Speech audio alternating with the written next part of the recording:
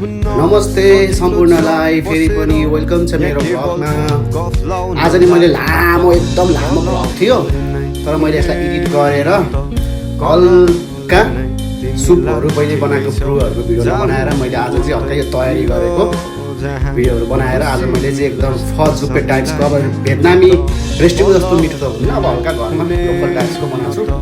मेरो प्यारो बुढी र मेरो प्यारो मुटु भाइलाई टक्क स्मिर टकहरू लेमनहरू काट्दैछु हल्का टपिङ टाइप्सकोमा। र मैले सुप चाहिँ आज मैले नर्मल्ली कतिले चाहिँ 8 घन्टा कहिले 12-24 घन्टा राखेर मान्छेले पकाउँछ है अब भियतनामी दोकानहरूमा।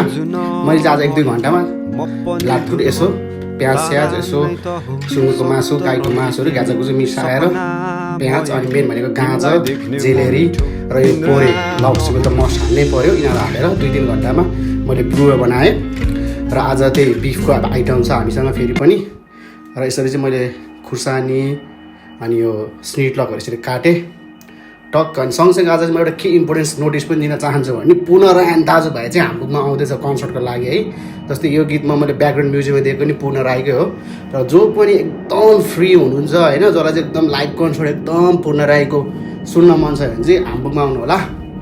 र फर्दर इन्फर्मेसनको लागि चाहिँ लाखे प्रोडक्सनको टिकटक इन्स्टामा तपाईँहरूले डिएम गर्न सक्नुहुन्छ। र आजको आइटमको आउटपुट चाहिँ मेरो यो छ है। आज चाहिँ मैले यसो मेरो बुढीलाई हल्का सुत्केरीलाई हल्का झोल टाइपको बनाइदिएको, किनकि अहिले म सुत्केरी भिदामा पनि छु है। टक्क भाइ पनि आएछ, भाइले चाहिँ यसो हेल्प गर्छ घर सफा गर्न, यसो कपडा सपडा धुन, ह्यानतेन कहिले कहिले नेपाली खाना आइटमहरू बनाउन भाउजू अनि मलाई हेल्प गरेर आज मैले यसो केटाहरूलाई मैले चाहिँ हप्तामा 2-3 चोटि बनाउँछु खानाहरू, रेगुलर बनाउँदैन किनभने भाइ पनि आएको छ। मैले मेरो बच्चा र बेबीलाई एकदम मेरो बुढीलाई एकदम बढी टाइम दिएको छु।